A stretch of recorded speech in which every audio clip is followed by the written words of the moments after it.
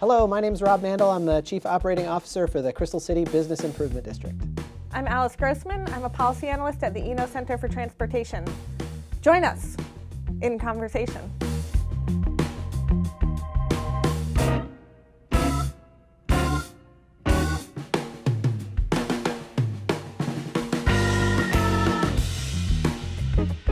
In the region, folks that work in Arlington actually have a tendency to live elsewhere, which is kind of, even though as great as Arlington is, there's a pretty high proportion of people are living elsewhere. I think the number is around 15%.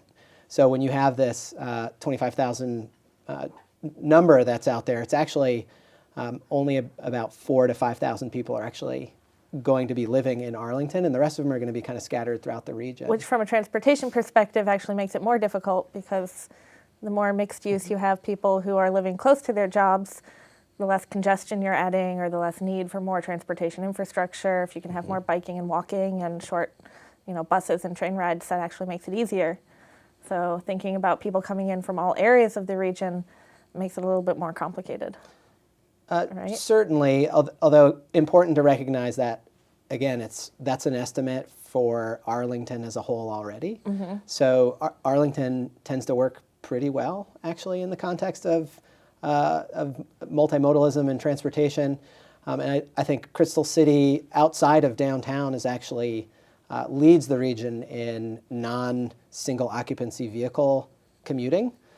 So if I were a 25,000 employee company moving into a place like Crystal City, seems like a logical place to be if I want to try and tap the talent resources that are available throughout the entire region. Definitely, and I would have to commend Amazon for actually sticking to their word when they said they were looking for somewhere that had transportation options. They definitely ended up in two places that have a lot of like you said, multimodal transportation options. And I think Crystal City is really impressive with the train, the metro, the biking, the bike share, bus, there's BRT, right? Yeah. Planes, trains, automobiles, and yeah, two you could wheels. fly international. You'd be right there. Yeah, I mean, it's one of the things that I think really, from a transportation standpoint, really sets Crystal City apart, is the combination of transportation assets that we do have, while not sacrificing things like walkability and bikeability, and having an airport that is essentially what many consider a neighborhood airport that you can, in fact, walk to today, and hopefully in the future we'll be able to walk to even more quickly. It's a true differentiator that few places in the country, if not the world, actually can claim. Do you think Amazon employees really will use a pedestrian bridge if they build it? Well, I think what's interesting about what we're calling the Crystal City Airport Connector is it's not just about walking to the airport.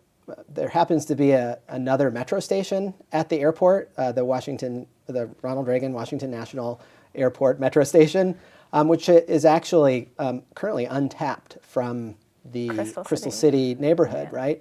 So a connector bridge that brings people from Crystal Drive to the airport, they would actually pass by the metro.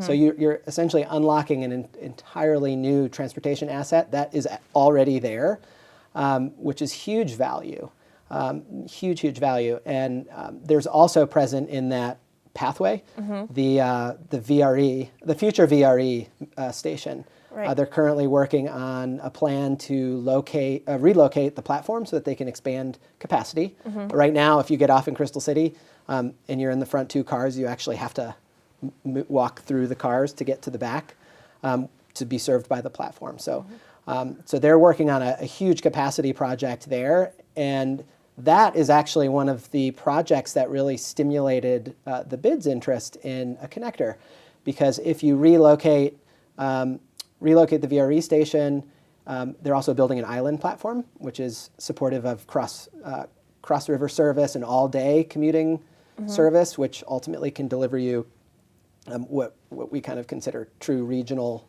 commuter rail, instead of the two systems of VRE and MARC. The VRE station improvements are almost like a keystone project to do that. Yeah, and if we could get transportation straight down from Maryland into Virginia, then that would open up a whole lot more.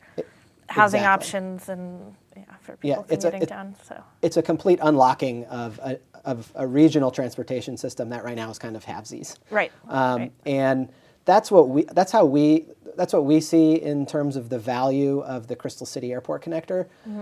It's a multimodal infrastructure investment that leverages the more than $1 billion worth of investments in other elements, whether it's MARC, VRE, the airport, and the metro station itself. You know, you said multimodal, and usually when we say multimodal, we think about biking and walking in transit.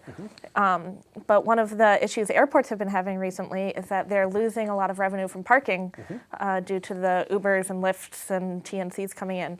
So I wonder if that's another opportunity to look at this multimodal connection. Instead of building more parking in Crystal City, we could utilize the parking that National Airport already has and depends on revenue from, and try to convince people to do that kind of connection as well. Absolutely. As we were in the midst of the what we at the time were calling the CC to DCA feasibility study, that was something that was just becoming, people were just realizing it was happening. There's a great New York Times article about that declining parking revenue at airports, not just here, but around the country. And we saw that also as an opportunity. You know, the airport right now is doing $1 billion worth of infrastructure investment with a new terminal, with new maintenance facilities, lots of different things to support the high transportation and travel demand that's coming out of that airport. And, you know, as they rethink their airport, you know, there might be a lot of new things that could be on the table if they have a direct connection to the downtown district of Crystal City. So as long as Amazon isn't giving free parking to all their employees coming in, right? Sure, yeah. Ultimately, the connector bridge, multimodal infrastructure investment, not just a pedestrian bridge. And so how far along is that project? So we wrapped up a feasibility study back in February of this year. It's available at cc2dca.com. You can also catch it on our website, crystalcity.org. One of the key recommendations that came out of the CC to DCA feasibility study, which is what we called it at the time, was to encourage Arlington County to include additional funding in the capital improvement program cycle to essentially initiate planning. Right? It's a project like this is complicated. It's going to take a long time. You've got to get through the environmental review. Exactly. Our feasibility study focused mostly on conceptual feasibility. We didn't do any real design. Engineering. Yeah. It was all about like putting the vision for a multimodal infrastructure investment out there, and then knowing that others would have to take up the cause. Folks that actually build things like Arlington County or the state. So we advocated, per the recommendation of our feasibility study, for inclusion in the CIP. And what's great, in a pretty tough budget cycle this past year, the funding, somewhere around $500,000, was the only new transportation project in Arlington County CIP that was approved. So it was kind of a real testament to the value that people saw in this vision that we had put forward. Yeah. Yeah. I know that something that Eno is very interested in happens to be autonomous vehicles. So maybe we should talk a little bit about how that could come to It is a little hard City. to concentrate since the AV Start revisions just came out about an hour ago. And Amazon's not going to be here for a long time. All of this new infrastructure isn't going to be here for a long time, right? We're starting planning now, but bridge like that connection it's going to be a few years. Autonomous vehicles are probably even more into the future. So I don't think that's something anybody should be counting on as a transportation option or solution necessarily right now. But as long as we're planning into the future, then obviously it's something to be thinking about. And if the new bill goes through, then we'll have lots of safety stopgaps in there, and hopefully it's something that can start working forward.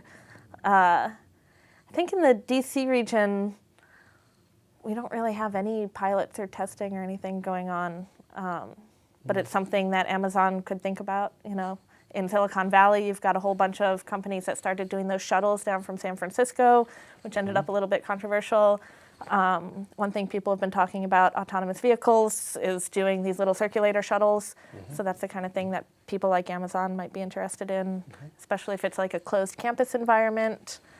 And then you get back to those low-speed automated vehicles that we were talking about earlier, which have all sorts of additional concerns since they don't fit into the classifications of, a bus or a vehicle or whatever. So like right now, all of the low-speed shuttles out there aren't necessarily ADA compliant, which is something that you've got to think about when you're introducing new mobility options. And I guess that goes back to all the other mobility options as well. If we're going to have people walking across a bridge, making sure that there aren't super steep grades, if people are using wheelchairs, or if you're going to the airport, you might actually be carrying a heavy bag also.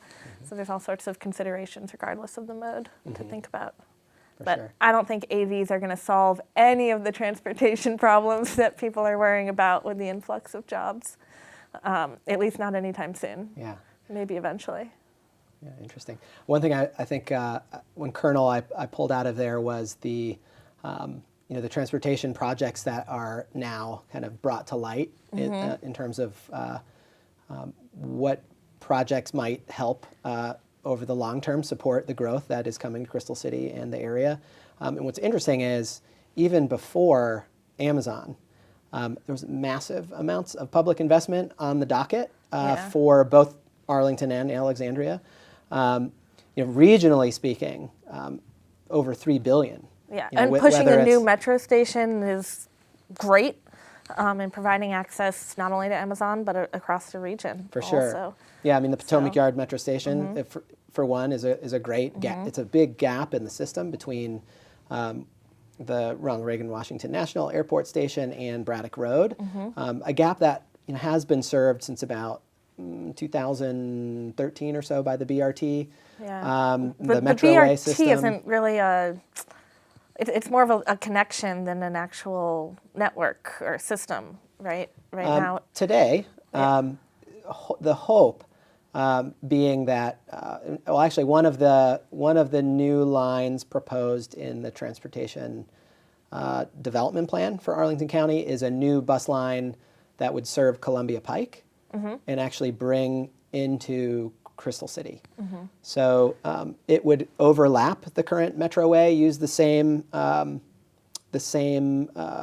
dedicated infrastructure, same stations between Pentagon City and Crystal City.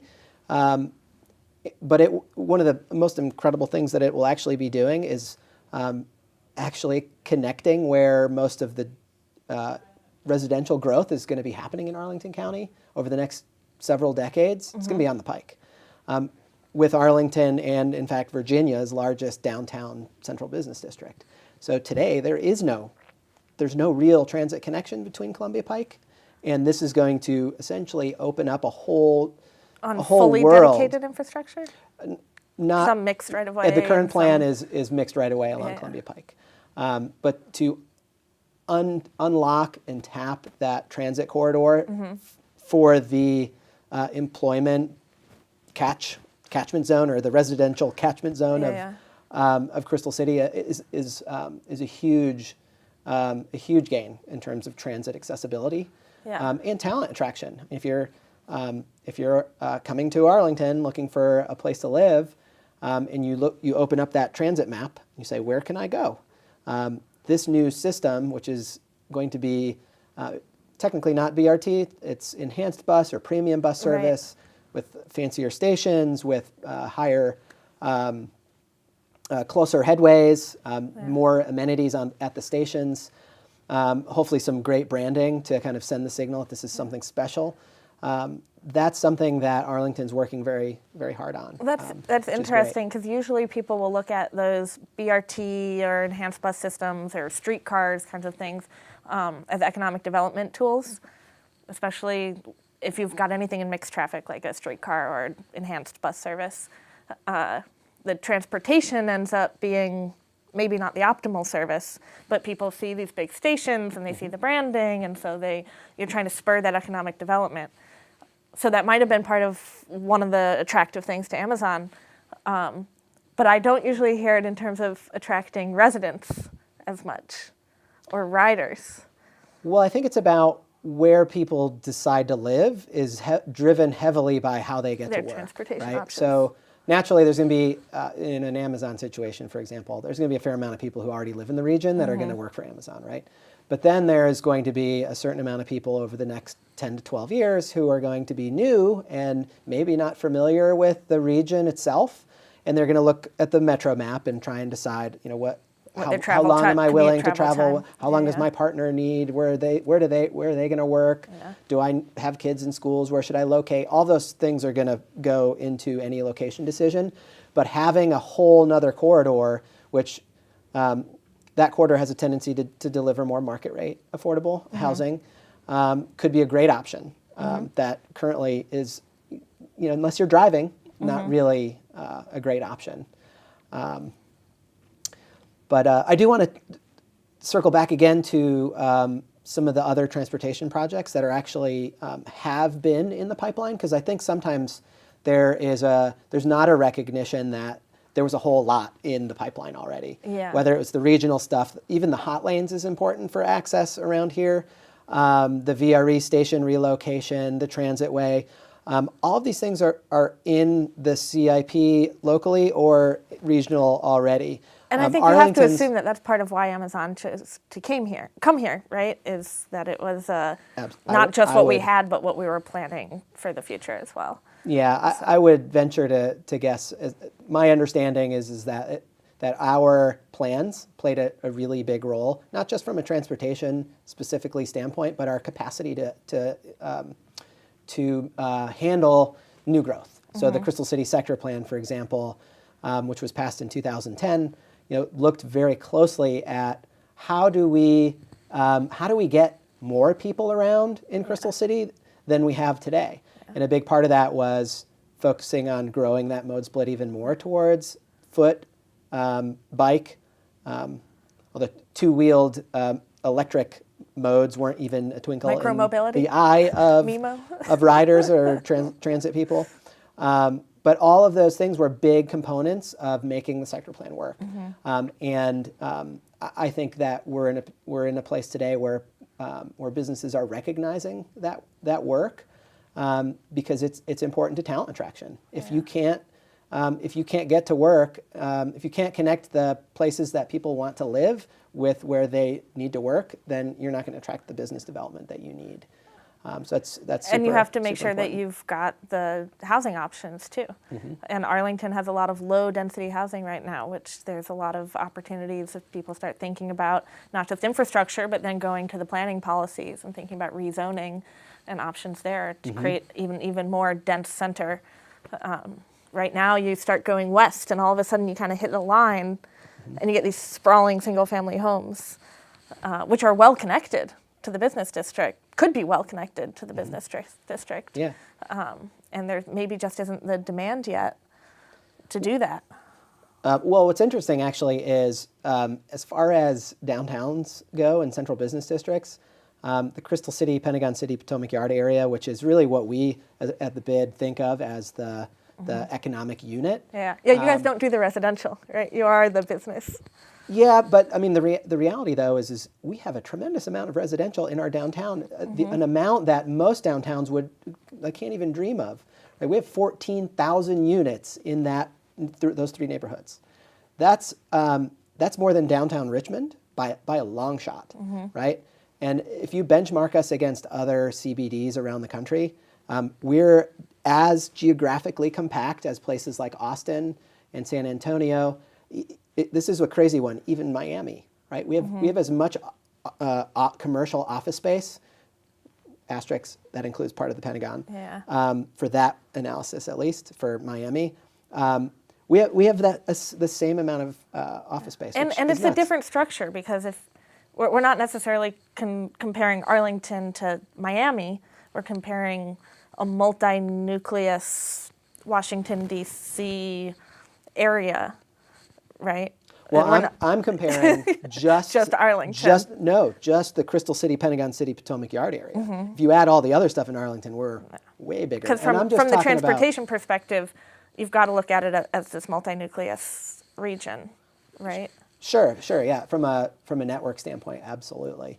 But I think one of the things that folks don't realize in the marketplace here is that our CBD is substantial. Yeah. Right. That CBD, that central business district, and that's why we did this benchmarking, right? Have you been to San Antonio? Have you heard of Austin? People know these places, and to say we have as much office as these other jurisdictions, which they is think powerful. of as the center of the city, whereas here it's thought of as outside DC. And what's even more exciting, I think, is that of all those places, I'd have to check Miami, but we have more residential than those other places, than Austin and San Antonio. So we're actually, in many cases, a more balanced in terms of jobs and housing as a whole CBD than a lot of other CBDs that people are familiar with, a lot of other downtowns. Will that balance remain when Amazon moves in? It will actually, because what is, in addition to the 14,000 units that we already have, there's another 4,500 that are in the 5-year pipeline. That number is second only to the Southwest, where you have the Wharf and Capitol Riverfront. I mean, that's a substantial number. It's the kind of number that those areas are really highlighting as look at all of this great growth we have. We also have an incredible amount of investment in residential, though interestingly, we're already pretty stacked when it comes to what we have. So and that takes us to the question that we weren't going to touch on, of then getting into the affordability of housing and transportation and housing costs and stuff. And there's the difference then between DC and Arlington, because there's the different affordable housing rules and different incentives for developers and different questions there. So we're not going to get into that, but and leave that to the next panel. Something to keep in mind. Yeah, for sure. And I think one of the other advantages Crystal City has in terms of being able to absorb that additional demand is that you've had a lot of demand before, right? That's right. There were, 15,000 jobs that when the military base moved out of the area, and so you know that you can accommodate a certain amount of employment here that's not even here. It's a latent demand that existed and is ready to resurface. Certainly. The Crystal City area, grew out of a need for commercial office space, driven mostly by the growth of the federal government. I think the original view for Crystal City was, there was an undersupply of office in downtown. There wasn't a lot of new offices being built, and you had the Pentagon being constructed, right? And so over the next 50 years or so, there was all of this growth in terms of demand for space, and it kind of happened that a fair amount of it came here, right? Over time, the region changed, right? Even Metro changed the dynamic, because when Crystal City started out, it wasn't transit oriented; it was auto oriented. Some of the repairs that have been happening over the last 15 years or so, at least the time that I've been in Crystal City, relates a lot to that style and that approach for urban development. And what you saw was an increase in competition from this multi-nuclear. What did you say? Urban region. Yeah, all of the different little nodes of activity throughout the region, all the urban centers. Before, we were just competing with, it was like Roslyn, Crystal City, and downtown. Now you've got Bethesda, you've got Ballston, you've got Navy Yard and Noma. You've got all these different places where a business could choose to live that is transit accessible, that has great amenities, and maybe it's brand new Class A office. And so what's interesting is where Crystal City is today, we're in this opportunity zone, this new level of investment, because, as you said, there's been a lot of relocations out of Crystal City. And in fact, there's been several iterations of those relocations. Back in 2000, the Naval Sea Systems Command left and went to Navy Yard. That was about 5,000 people. The Patent and Trademark Office left to go to Carlisle and Alexandria. That was about 5,000 people. That was 2004. And then in 2005, the post-September 11th force protection standards came out, and the BRAC legislation that created those really made Crystal City tough for high security level DoD GSA leases to remain. Hence, you had the Mark Center created. A lot of the folks, about 15,000 folks or jobs in Crystal City, moved out to there, right? So what's interesting is if you take 15 plus 5 plus 5, that's 25,000 people, right? Now, that's not to say that we haven't gained some of those back. And there's always going to be natural growth within the region, no matter who moves in, if it's Amazon or if it's other business growth or absolutely. Regardless, we would have been a growing region, and we would have had to deal with those transportation issues to move all of those people. Yep. So it's not super unnatural, and especially because Amazon decided to split into two, it's not as much of a behemoth as it might have been. Yeah, the point of the growth is a really, really important one. The Washington Metropolitan Council of Governments does a lot of work focused on projecting growth, which is what a lot of our plans. That's the question: is how will the models anticipate what's going to happen, and will they be right? Well, and I think the real answer is this is just part of what they were anticipating, right? Like it's not that a big tenant comes in and it doesn't count towards those projections. So if you look at those projections, it's a massive amount of job growth. I mean, if you go to the out years in their projections, it's over 1 million jobs, right? And when you look at the 25,000 jobs coming to Crystal City, it's just, and then you break it down by, well, that's happening over 10, 12 years. There's a lot of space in there to build new buildings, to react to transportation challenges. And I think it's one of the great things about this deal is that the policymakers who are going to really be driving these things have the time to take the great plans that they had, implement them, and make sure that they're working well. Yeah. And I think the big question will end up being, now that we know a lot of the growth that's coming in from the employment side, is then transportation. Everything's the origin and the destination, so we've only got one side. So then the big question goes back to this housing question. If we're modeling commutes, where are people coming from and what mode choice and route are they choosing, right? If you look at the 4-step model, and figuring that out is the big question. And hopefully Amazon is being transparent with their plans. Again, going back to parking, right? I said this earlier, it's really important that they don't give everybody free parking. Otherwise, it doesn't matter how many multimodal options you have. People are going to drive. That's what we see happening over and over and over again. That's human behavior. So figuring out what those incentives are going to be for the mode choice, and then figuring out what the housing options are going to look like and the housing plus transportation costs. Amazon's put out that number publicly, $150,000 average salary, right? But we don't know what the distribution is there. So what are the actual household incomes going to be in terms of being able to model where those people might end up? And I don't know how much of that information is going to be shared or when, but that's really important for getting those models as accurate as we can get to figure out what we need to be building and planning for. I think what's really interesting, you hit on parking. Crystal City being having been built in an era where it was definitely driven, parking supply was definitely driven by the parking minimums. Though Arlington now has, for both residential development and commercial office, pretty good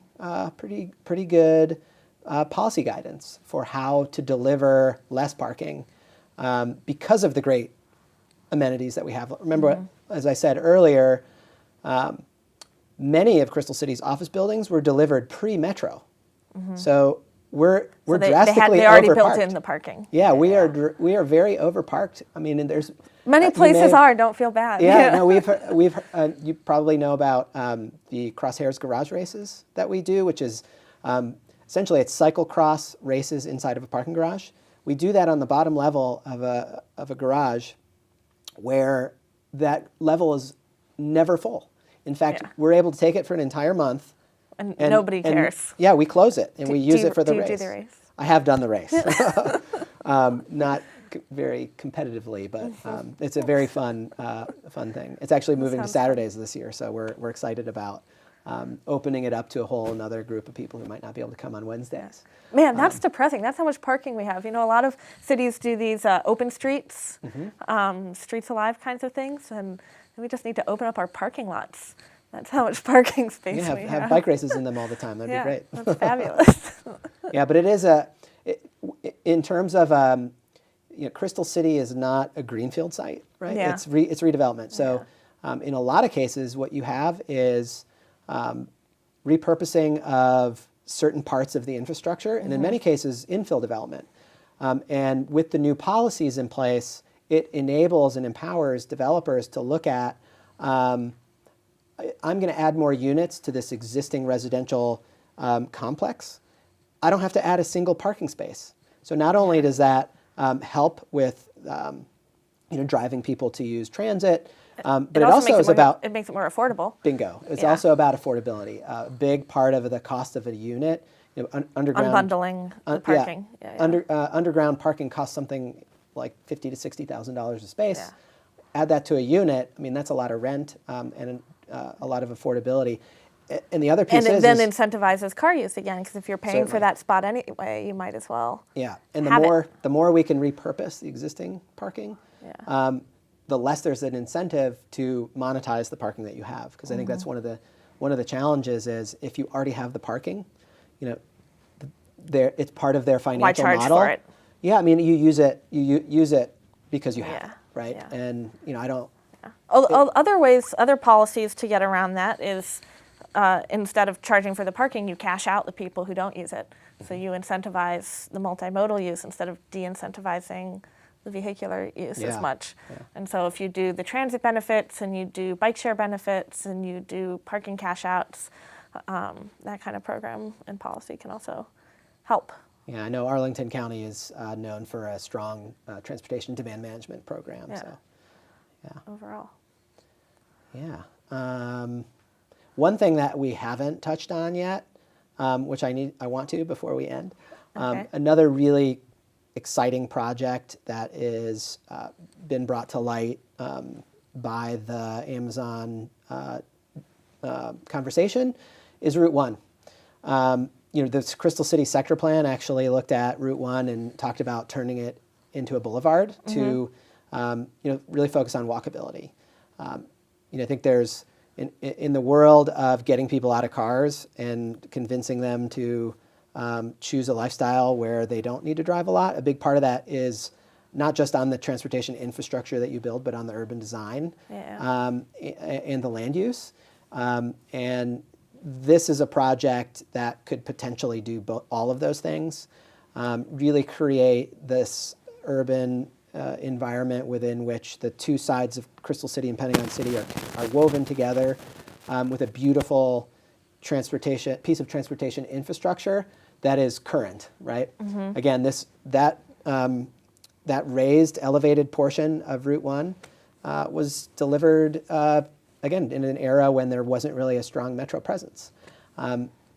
We now have additional capacity, doesn't all need to rely on Route 1, though even those plans aren't talking about really decreasing capacity. What's interesting about Route 1 is it holds the same amount of volume as Connecticut Avenue, but vastly different experiences. Or you could even create some dedicated right-of-way for carpooling and transit and any sort of non-SOV travel and try and absolutely. You can vastly increase capacity that way as well. Yeah, so I think and decrease travel time at the same time. Yeah, so I think there's a lot. And again, this was a project that was already identified back in 2010 in the sector plan. So here we have a number of these projects that people have been talking about and desiring for a long time are now being accelerated because of Amazon's arrival. So it's a really exciting time for Crystal City, and I'm extremely excited to be a part of it. Yeah, and hopefully we can find the money for all of them with all the tax breaks.